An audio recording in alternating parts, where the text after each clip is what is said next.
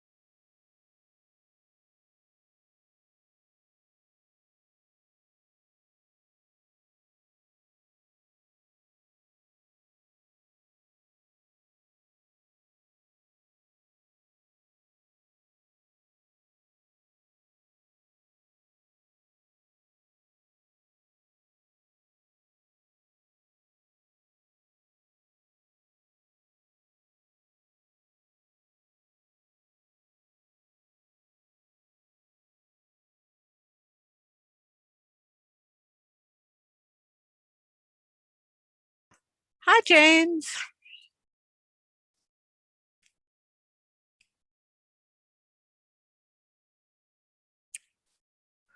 Hi, James. Welcome to class. Thank you for being here. Much appreciated. Oh, thank you for letting me in.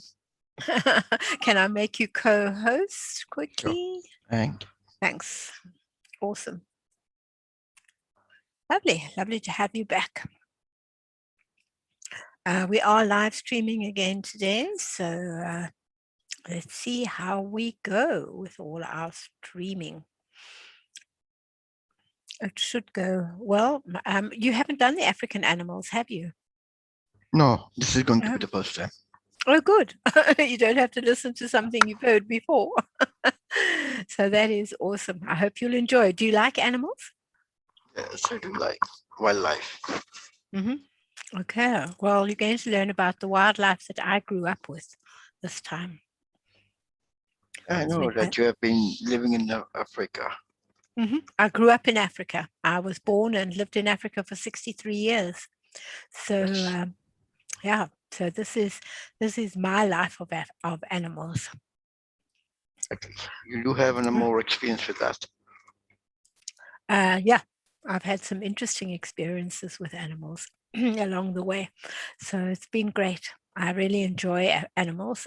That's why I do the Australian wildlife and I do the African wildlife. Both because of now living in Australia, it works that way as well. Right, we're about to begin. Hopefully we'll have we should have, I think it's 9 or 10 people coming in.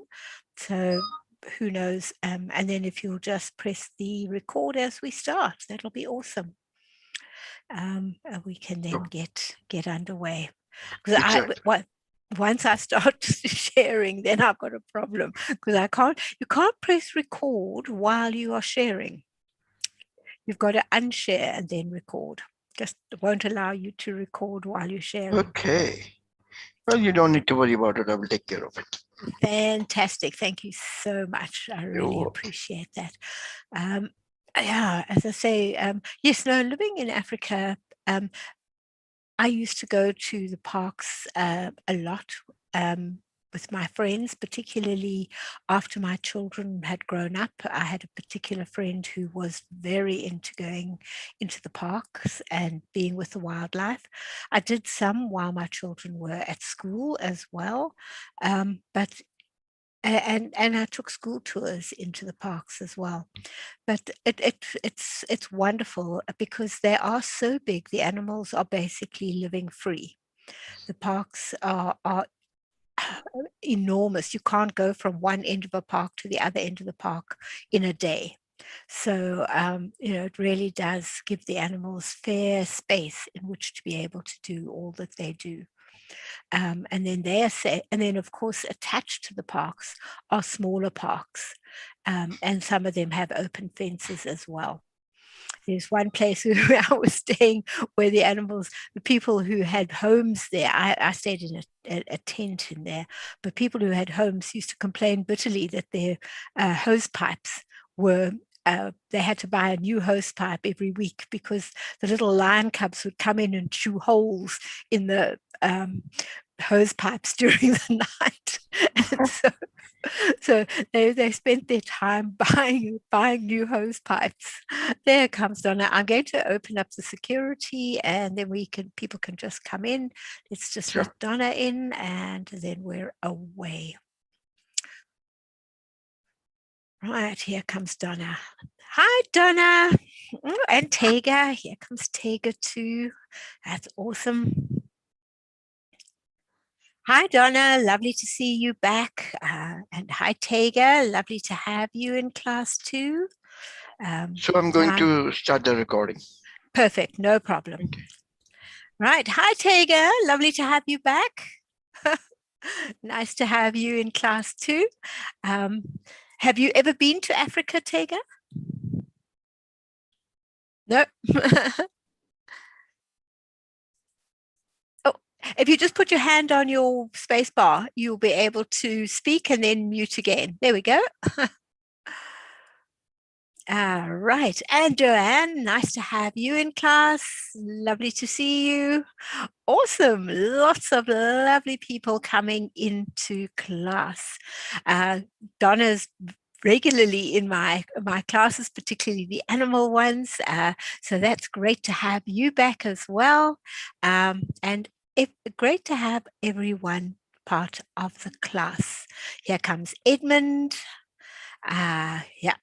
Lovely to have you back, Donna. Here comes Edmund. Nice to have Edmund in class too. Hi, Edmund. Lovely to have you in class.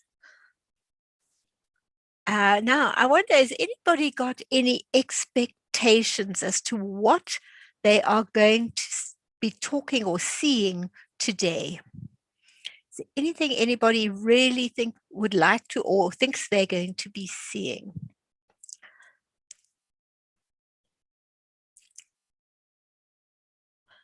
Right. Nobody's got any ideas at the moment. Well, I just love animals. Okay. Okay. Yeah, I just love what kind of animals, especially African animals. African animals, yeah. I grew up in Africa, and so now I write about and talk about Australian animals because I now live in Australia. So I've now got a love of two different types of animals because they're so different in each of the continents. So it really is exciting. I'd like to thank James. He's my TA today. He is here to help us with anybody who has any problems and to field questions for me and remind me that there are questions. So it is awesome to have you, James. I really appreciate you being here in class too. Lovely to have you, Sandra. Another one to join us. I think what I'm going to do is I'm going to share my screen and get started, and then we can ask questions as we go along. This is very much an interactive class. So if there's anything you want to know about at the end of each animal that I've chosen for today, there's time for questions about that animal. So, and I am trying to do their size and their weight in feet and inches and pounds. So I'm slowly translating from my kilograms and my kilometers into what you are used to using. So I have got them next to me and I can look at them if we need them. Here comes Annie. Lovely to have you in class, Annie. Great to have everybody with us. Right, I'm going to share my screen with you and turn it into a PowerPoint. Right, now, oops, I've jumped a page already. Right, we're going to be talking about the larger African wild animals today. And then for you at the moment, it's Tuesday. So for you, it'll be Thursday.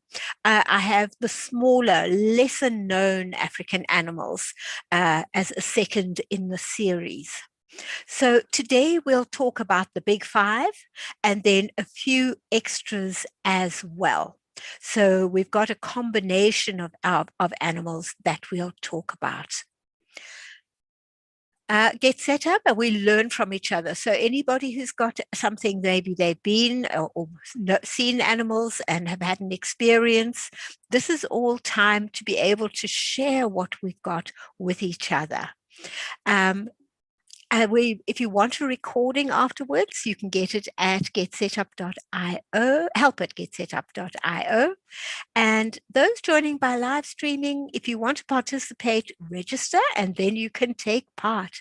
It's wonderful if you have your cameras on, but it's equally great if you just talk with your cameras off. If I do mention any products, which I don't think I do in this particular class, it's purely something that I use or have. Right, a little about me. I live in Perth, Australia. So at the moment it is midday on the day after your day. And it's Wednesday here already. And I have been an educator for 44 years. I was born and grew up in South Africa and lived there for 63 years. And that's where I got my love of African animals. 3 years ago, I moved to Australia and I have got a love of Australian animals because here the animals live amongst the people. In the suburbs, you have your kangaroo. Wherever there's some really sort of open land or a little bit of farming going on or a little forest, you get the most amazing animals. We have them coming into our gardens. So Australia has amazing animals too. I have a a love of animals. I enjoy creating and making things and love puzzles of any description. But most of all, I think I enjoy being a Get Set Up guide because I can talk and interact with my peers and get so many ideas and information from you. And so for me, that is really special. So from the tallest to the shortest, every animal has its own personality. And as you work with animals or as you commune with them, living with them or camping amongst them, you get to understand and know some of the personalities. And you get to have very almost intimate experiences with animals. I've had sitting at under the stars around a campfire eating some food, and I've had one of the kudu family coming, and everybody that was sitting with me, their eyes got big, and I thought, why are they big? The next thing, over my shoulder comes a kudu nose, and it decided it liked something that was on my plate. It was a corn, a mealie, and it wanted the mealie that was on my plate. And it was the most amazing thing because it took it and it was gone. But it crept up behind me, took what it wanted, and away it went. And that was such a super experience. So when you camp in amongst the animals, you get to know and see them and to feel some of the energy coming from the different animals. So today we're going to, as I say, look at the bigger ones, and the next one we'll look at the smaller ones. Now, the first ones we're going to look at is the one that everybody knows. Talk about Africa. Lions. Lions are really beautiful creatures, but you have to remember they are wild. You are when you go into the parks or you go anywhere where lions are, that is their home. That is their territory. And so you are a visitor. So you don't overstep your mark as a visitor. You respect their space, you respect what they have and what they are doing. And if you are prepared to do that, you will see some amazing things. Lions are the only one of the cat family that live as a group. All the other cats are very much solitary animals. Their pride is about 30 unless there is less food. If there's been a drought, you'll find that suddenly they are not breeding as much. They seem to know when there isn't going to be sufficient food or there isn't going to be sufficient water. They don't breed as much.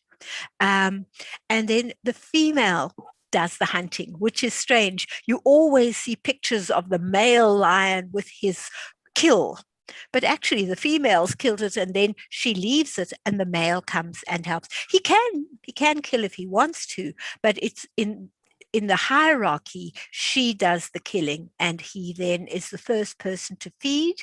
When he's finished feeding, then the rest of the family are allowed to come and have whatever is left afterwards. He looks after his pride. He will protect them. He'll protect the babies. He'll mark his territory. And the oldest male is usually the leader of the pride. Younger males will sometimes fight the older male to become the leader of the pride, and if they lose, they have to go and find their own pride. But they often do, when they are slightly older, they become a bit truculent and find to start a new pride of their own.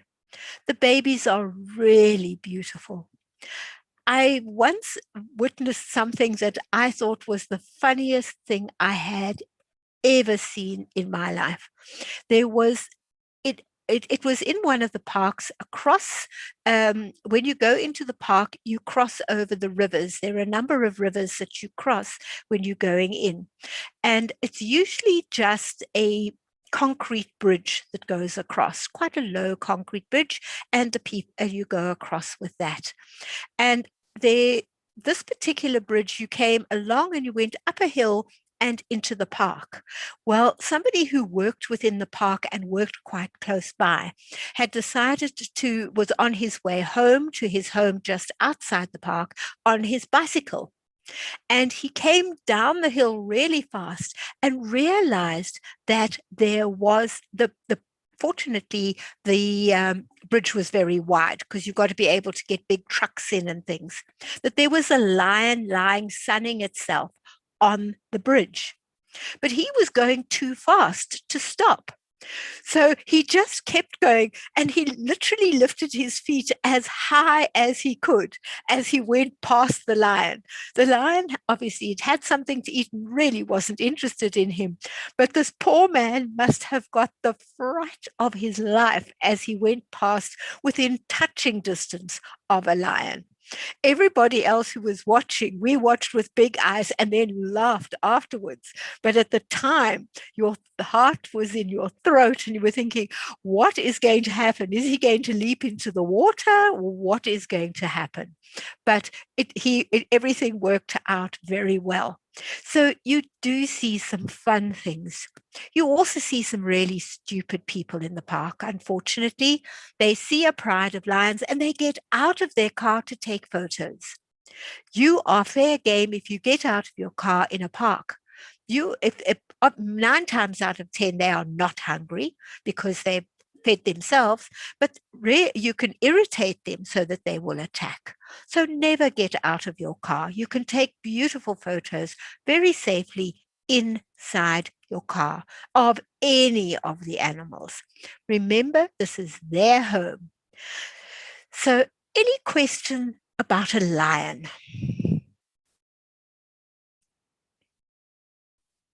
I want one, Sue. You want one? Look, when they are cubs, they are so cute. And if you're feeding them with a bottle or that, they are just like a little baby. They lie in your arms and you can feed them. If they're in a sanctuary where something's happened to their mum, they are just too cute for words, but they grow into really seriously big animals. My friends laugh. I seldom see lion in the park. I don't know why. They go without me and the lion are walking around their cars and the lion are doing everything. I go with them and there's just no lions around, or we see one or two instead of they see plenty. I think I'd scare them away or something. One of the funny stories that we had with lion, there is a park, there's a smaller park attached to the main park where the animals can come through, and people have their homes there and you can camp there. We were camping there, and the people near us that had a house, they were complaining bitterly that they have to keep buying garden hoses because the little baby lion cubs come and they chew the hoses during the night. And when they come out, their hoses are in shreds and they've got to go and buy another one. So it's quite funny. So the animals do roam freely during, if you are there, you are aware the animals can roam freely there. So there are places to do that, and there are places where you can stay in houses, homes, and bungalows. Our next animal is the leopard. He is another one of the big five. He is a solitary animal, and you seldom see him on the ground unless he's hunting, because his favorite place is to sleep in the trees. If you find an animal hanging from a tree, you know a leopard is close by, because he'll kill and he'll take his kill up into the tree. And so if you find that, that's where you know you're going to find a leopard. Their markings are so clever that they blend in with the tree. So you've got to look hard in order to see your leopards. But they are really beautiful animals. They can jump 20 feet.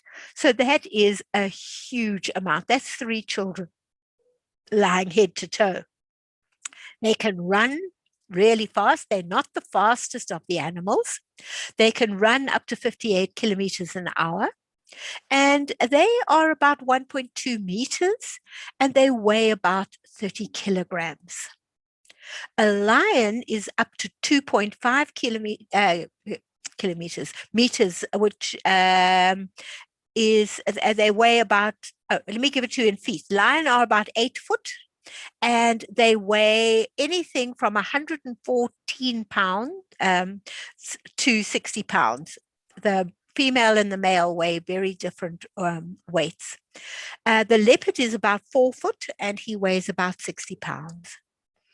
So they are really, really beautiful creatures. The only time they get together is when they are mating, and then the male leaves and the female brings up the cubs by herself.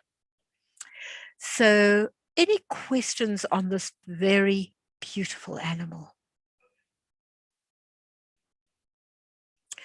Another one that looks like them, he's not part of the big five, is the cheetah. The cheetah is the fastest animal in the world. From a standing start, he can actually beat a car for a certain distance, because the cheetah can run at about 80 kilometers an hour for quite a distance. So he has incredible stamina. He is about 5 foot and he weighs about 80 pounds. The little babies have a lot of long fur, like fluffy fur that sticks out. And then as they grow up, that fluffy fur falls out and he becomes the same color as they become the same color as their mum. Looking at a leopard and a cheetah from a distance, it is quite difficult to tell the difference, except if you can see their face. On the face, the cheetah has a black mark running down, almost like a tear mark, and that distinguishes it from a leopard. But looking at it from behind, or if you can't see the face, it's very difficult to tell the difference between the two. The mother usually has about 3 to 5 cubs, and she stays with them for 18 months before she leaves them. So they've grown up enough to be able to fend for themselves. She teaches them how to kill. She teaches them how to look after themselves. They then stay together for a while, and then slowly, as they feel they are safe enough, they will go off and be on their own as well. They've got excellent eyesight. They can see for up to 5 kilometers, which is far. 5 kilometers is 3 miles. So they can see far. So they can see their prey way in the distance. And then if they take off at 80 Ks, the thing's not going to have a chance to escape from them. By the time they get there, the animal has only just realized that the danger is there. So they are really gorgeous animals. For me, I think they are one of the most elegant of all the cat family. Any questions? Sue, the cheetah and the leopard, Yes. do they make any noise? Do they purr like a cat? Do they They do meow? purr. They purr. I've never actually heard anything. They've got like a low rumble. It's like my dog, which is snoring under my feet at the moment. It's almost like a snoring sound that they Okay. make. And that it's like a low rumble. I had an incident with a leopard, actually.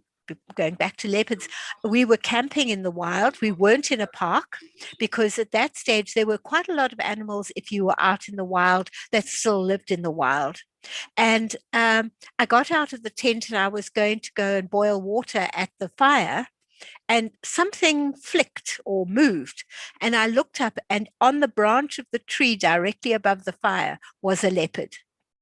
And I just stood there. I didn't know what to do. I was about 12 years old at the time. And I froze and I thought, no, I'm just going to walk slowly backwards. I'm not going to scream. I'm not going to yell.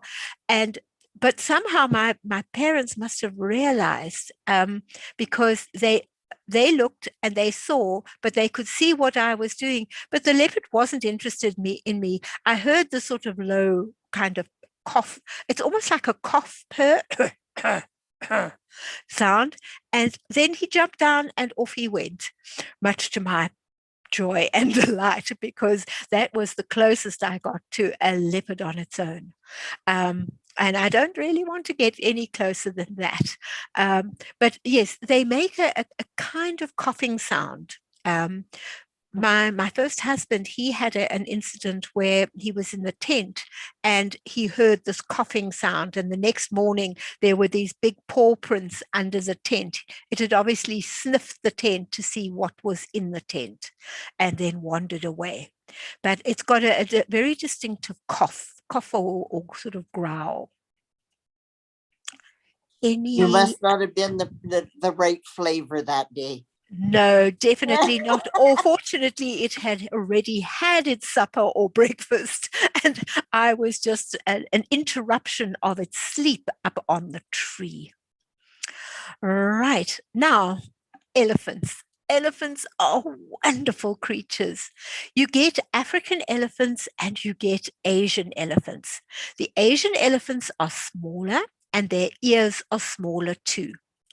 The African elephants have really big ears. They use them to fan and keep themselves cool as they are walking.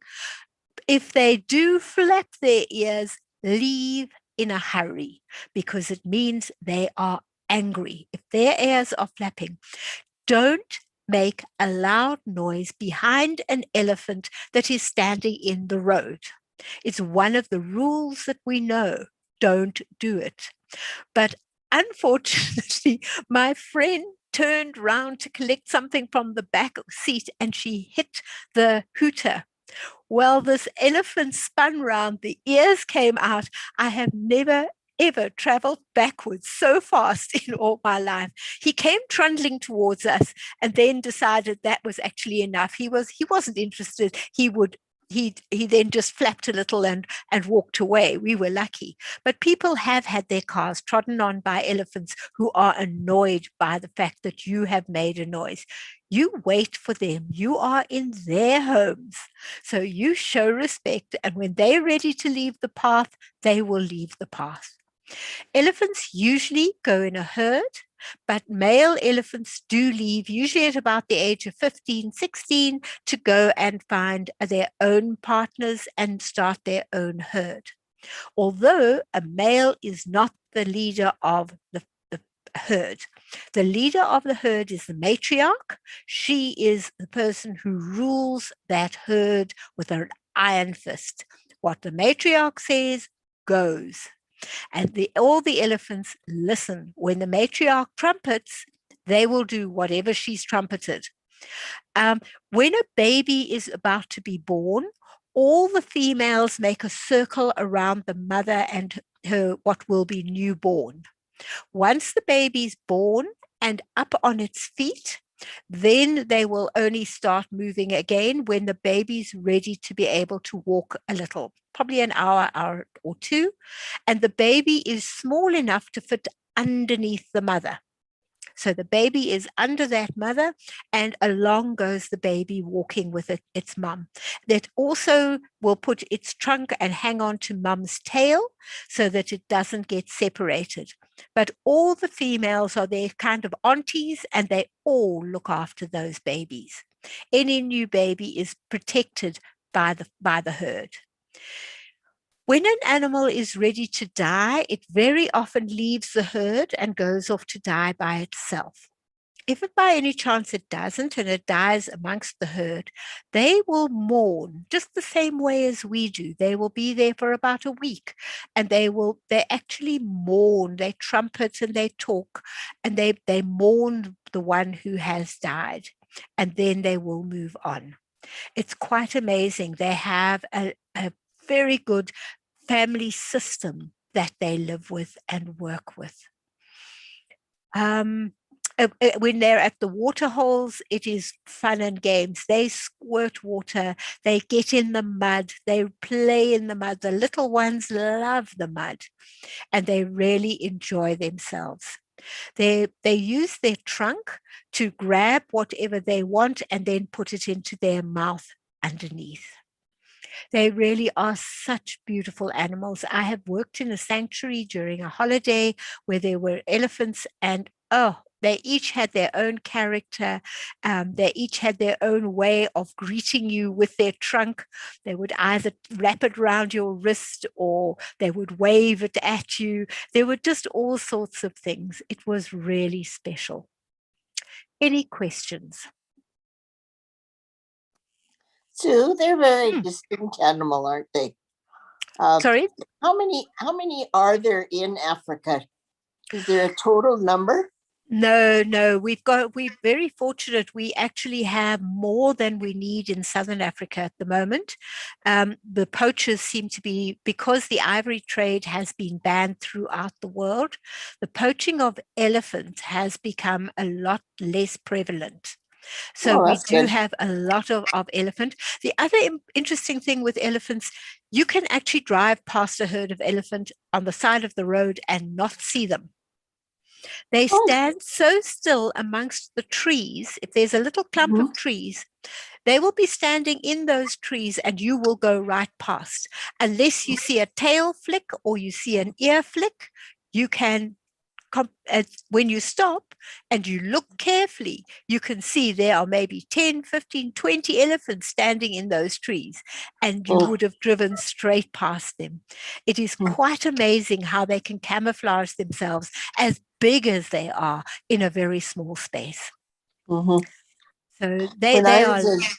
when I was in Ghana, I went to the woodcutters and I bought sets of elephants, and it started from about 2 inches high and went down to about, I think the smallest is about half an inch.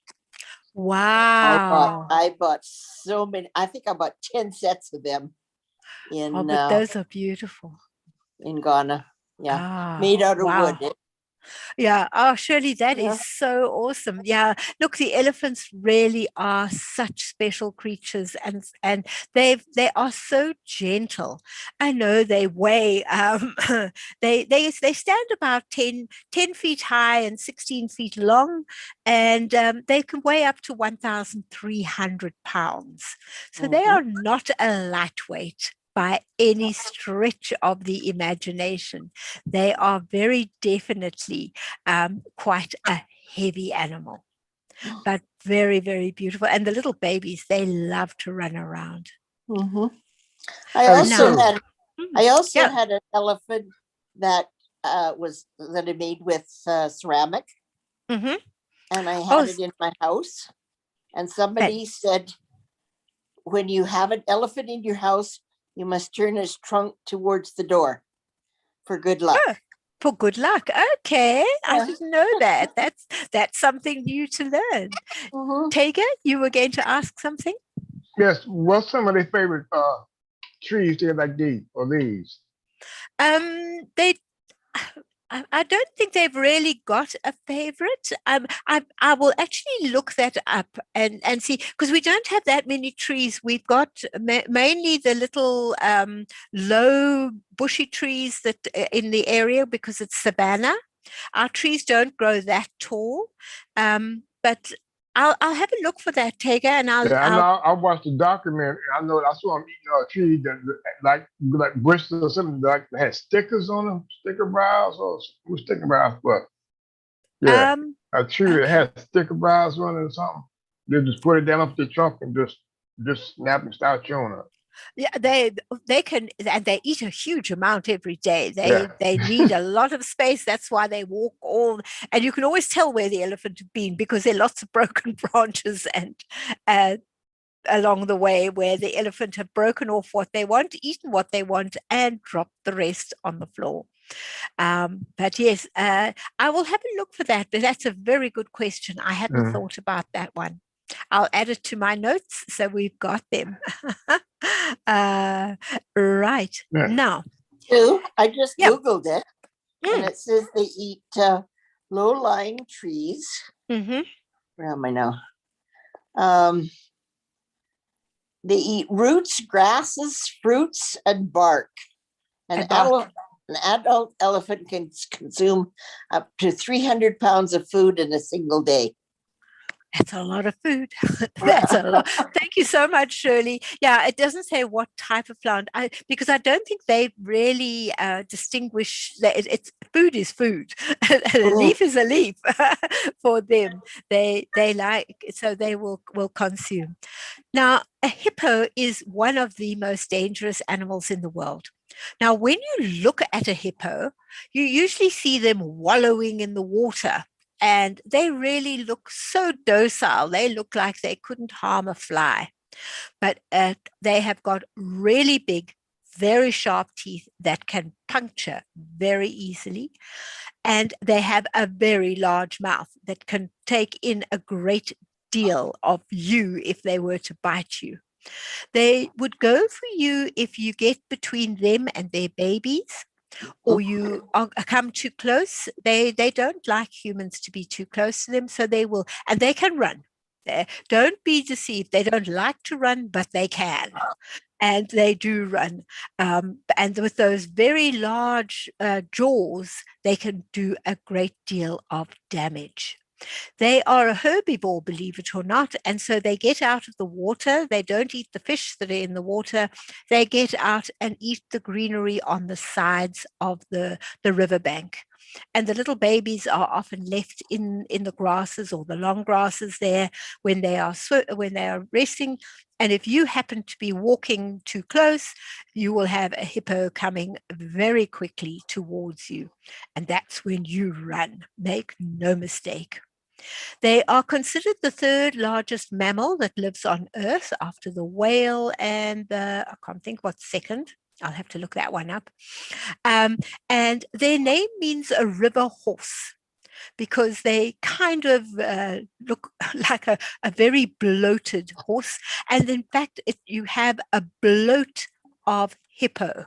And I think that's very, very appropriate.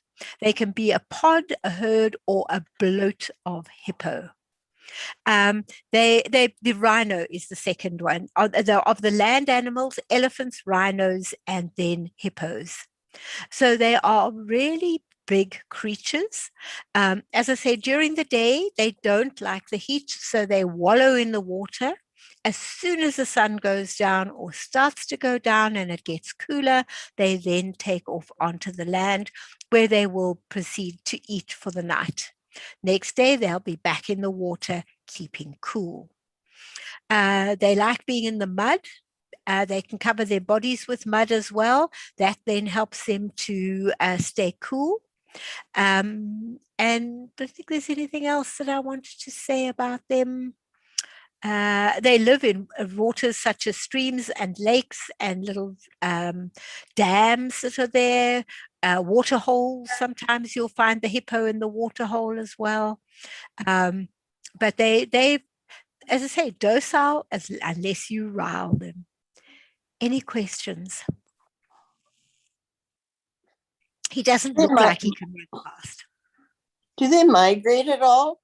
Or do they just stay to one No, they water stay hole? where they stay in their water. Unless the water dies down and there's not sufficient, then they will move, but they're not a migratory animal that I'm aware of. You usually find the same families living in the same area. When you come back year after year, or 6 months after 6 months, that same family is still in the spot where you last saw them. Mhm.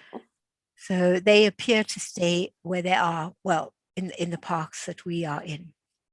Now, one of the most beautiful animals is the rhino, and he is definitely under fire and is very close to extinction purely because of the poachers. The poachers managed to get in, even though there are guards now on the fences patrolling.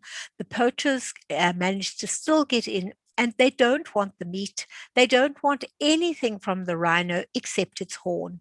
And so they destroy these magnificent animals, cut off the horn, and leave them to die. And it is tragic. At one stage, there were up to 300 rhino being killed per day. It got really bad about 7 years ago.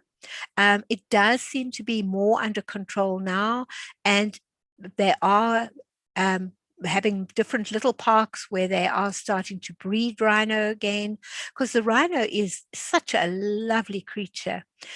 He really is. And when they've got little babies, the mum keeps the baby in control. The one day we were following a mom and a baby, and then the little baby would zoot into the bush and mummy would make a sound and baby would be back and padding along next to mom. Then it would shoot ahead, and if it got too far ahead, mom would make a sound and come running back to mom. And that was just too lovely. We must have followed for about half an hour, watching these two, mom and baby, as they were on their way to a waterhole, and then we watched them at the waterhole. There are two types of rhino that you get. You get the black rhino and the white rhino. The black rhino is very easily spotted because he's got a pointed lip. He's got a V-shaped lip, while the white rhino has a flat lip, because they are pretty much in the same size. And if you're not seeing them standing next to each other, it's very difficult. The one is slightly lighter in color, but if you're just seeing one in the wild, you can't tell whether it's the lighter one or the darker one. So just look at the mouth and you can see straight away. There are 5 different species of rhinoceros. 2 of them are only native to Africa, and that's the black and the white. They can weigh up to 5,000 pounds, 3,000 to 5,000 pounds. The white one is 5,000 pounds. The black one is 3,000. So it's slightly smaller than the white. And the size of our rhino is about 13 feet for the white and 10 feet for the black one. So they are really big animals as well. The white rhino is generally considered the second largest land mammal after the elephant, and both species are listed as being endangered because of the poachers. They've got a thick skin and they've got a large body side, but they've got a small brain. So they don't think to go and hide because they think they're big enough to frighten off anything. And so there's no, in the olden days, they used to believe that there were all sorts of healing powers in the horn of a rhino. It has been proved time and time again that all it is keratin, the same as our fingernails. It doesn't have any fancy powers, but in some cultures, they still believe that if you add rhino horn, you can do this or it'll fix you for that. And so it is put into traditional medicines in some of the countries, and that is why our rhino horns are poached. But it has been proved irrefutably that all it is our fingernails. It's just a thick form of our nail. The rhinos are herbivores. They mainly eat grasses. I've never actually seen a rhino eating a tree or a bush. I've only ever seen them eating grass, but they could. That's just my personal experience. And a group of rhinos are called a herd or a crash. And a crash is such a perfect name because you can hear a rhino coming. He's big and he crashes through the undergrowth. You can't miss him. And so that is a really good name for a rhino. Any questions? What sound do they make? Not something that's very loud at all. In fact, I know the mum was making a sound to the baby, but I couldn't describe it. It was a quiet sound. There's no, I'll Google it and find out, but I've never actually thought of a sound. They do make a sound that is heard by humans. It's only one animal that we don't hear their sound, and we're coming to that one just now. Oops, I've lost my mouse. There we go. Now, the buffalo is the last of our big five. He's a very elegant animal. You do find him in many other countries as well. Our African buffalo is the Cape buffalo, and he is very distinct with his curving horns that can in fact close at the top and make a helmet, but usually we see them wide open. I've never seen them closed, but I've been told they do close. And the male has beautiful horns. The female has kind of spindly ones compared to the male. And the animals that travel on him are amazing. You get the bird on his nose there is called an oxpecker. It likes ticks and lice. So ticks, they are on most animals in the park. The oxpecker, they can feed on any animal that has ticks because that's their staple diet. So you always find oxpeckers on most of the animals around the park. They keep the animals clean and help them to stay healthy. The female, their lifespan is 11 to 22 years, and the size of a buffalo is about 9 foot, and they weigh about 700 pounds. So they're a hefty animal.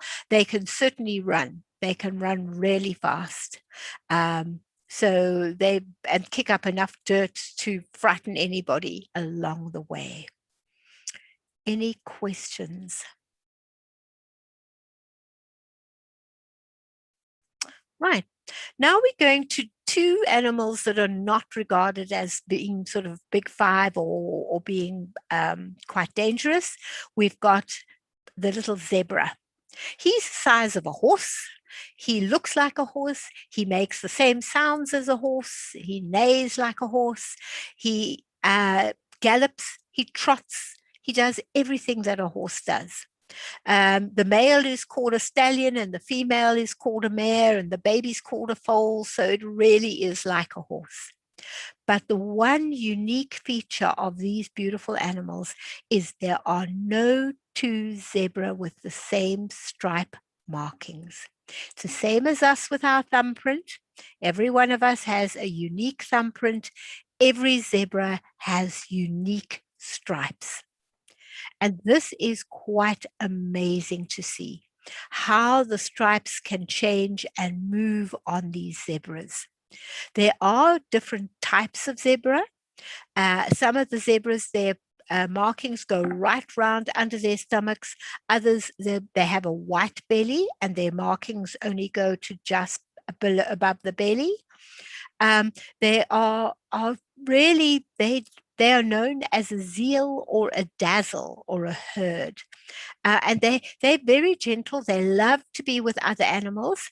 You very often find them with the smaller buck, because the buck eat the little leaves around and the zebra eat the grass. So they don't interfere with each other's food. And they are all together. Sometimes you'll find even just one little zebra on his own, and he's got a whole family of buck with him, and then other zebras come and join. And they're very inquisitive. They're not really scared of humans, particularly if they come into the different camps where they are allowed to come in.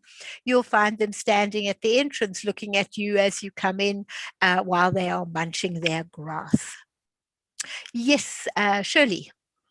The mane on the you say zebra, I say zebra. Yeah, American and it- English. Does it grow longer? No, Is it it's only about that long, and it stands up straight. And no, it doesn't Okay. grow so that it can flip down like a horse's mane. It Yeah. stays up just the right height. You Oh. see it always up, standing up straight. It's like a mohawk. It's like one of the mohawks that the children have as a fun hairstyle. That's just like that. It stands up dead straight. It really is very, and if you brush against it, it feels like a brush that you are brushing on. It's quite firm, and then you can brush on it. Do they Right. get tame enough that you could get right up to them? Yes, sometimes you can. If they have lived amongst humans for long enough, you can Uh-huh. get pretty close to them. If they live in any of the sanctuaries, they know they're going to be human fed, they become very friendly because they know that's where my dinner is, and so then they come up close to you. But in wildlife, all wildlife give humans a wide berth. They're quite happy to see the human, have it nearby, but the human mustn't overstep. That's what I've noticed here in Australia too. The kangaroo are close to you. They walk right past your home if you have got open area around your home. But if you try and go too close, then they will just move off and find a place that's just far enough out of reach. So they're happy to live amongst, but not to share as such. Right, one of my favorite animals is the giraffe. I've had some lovely experiences with giraffe. The first one I had was with a tame giraffe. Well, he was in one of the sanctuaries, and I went to feed him, and I took some leaves and I had them on my hand. Well, my hand disappeared very, very quickly when this long black thing that looked like a snake came winding its way towards my hand. My immediate reaction was to pull back. They have got a very long jet black tongue. It is so unusual that it looks like a snake. And when you've lived in Africa and you know about snakes, you see something black winding towards you, your first thought is snake. And but it's very, very soft. And then it just takes the food off your hand, and it's almost velvety, the tongue. It really is beautifully soft. The other experience I had with a giraffe was we pitched our tent under a tree in one of the parks where we can have tents. And the next morning I opened up my tent and there was a pole next to my tent. And I thought, there weren't any poles when we laid this tent. What? And I looked up the pole, and the pole was a giraffe. It was standing eating the tree directly above my tent. I could have put my hand out and touched its leg. I obviously didn't. I didn't want to spook it, and I left it to eat. And I just observed from below, watching this magnificent creature eating from the tree above. We cannot hear the sound of giraffe. At one stage, people believed that giraffe did not make any sound at all, but the sound is so low, we, with our human ears, can't hear it. The other giraffe obviously can, and other animals can probably hear it too. A giraffe, even though it's got such long legs and such a long neck, cannot drink from a standing position. Its neck just does not get down to the right length. So they either have to bend their legs up and go down, or they stretch their legs out very wide and go down to drink. And this may be a fallacy, but I've been told, and I've never seen it, that when animals are actually drinking, they will never be attacked by another animal. As soon as they finish drinking and starting to leave, then they're fair game. But while they are drinking, they seem to be left alone. I think except for a crocodile, they probably take. But other than that, the land animals, they let each other have the ability to drink. So it's kind of like an unwritten rule that they can drink. And then after that, well, you could be fair game. The giraffe also, there are no two giraffe with the same pattern on them, again, like our fingerprint. It's absolutely amazing that you can have this in nature, that every single one is different. They only sleep between 5 to 30 minutes every day, and they would sleep in little 5-minute increments. They don't need the sleep that we do. And the giraffe calf can stand up and walk after about an hour, and within a week, it starts to eat. So it just is not able to eat at the very beginning, but within a week, it is quite capable of eating. And they spend most of their lives standing up, and they even give birth standing up. They only drink every few days. They don't have to drink every day. They're kind of like a camel. They have an area within their belly where water can be stored. And so they can pick up a large quantity of water in one go, and that allows them to be able to only drink when they need to. They've discovered that they make a sort of bellowing snort or a hiss or a flute-like sound. But because we can't hear that pitch, we don't ever know that they are making it. Any questions? Sue, the babies, do they nurse with mom? I'm just trying. They're born alive, so they are a mammal. Yes, they would. They do nurse. They do nurse. Because they're born alive. Yeah, so they will nurse. They would be a mammal, and they nurse because they can't eat vegetation for their first week, and if they didn't consume something in that first week, they would definitely die. So yes, they do nurse. They must have a difficult time though, trying to get to the bag. Oh, remember, they've also got a long neck, so they just put the head up and they fit very comfortably underneath mum, but they drink at an angle. They're learning so that they can eat at an angle. And of course, the giraffe eat the topmost part of the trees and the bushes. They get the juiciest and nicest quick growing sprouts at the top of the trees and the bushes.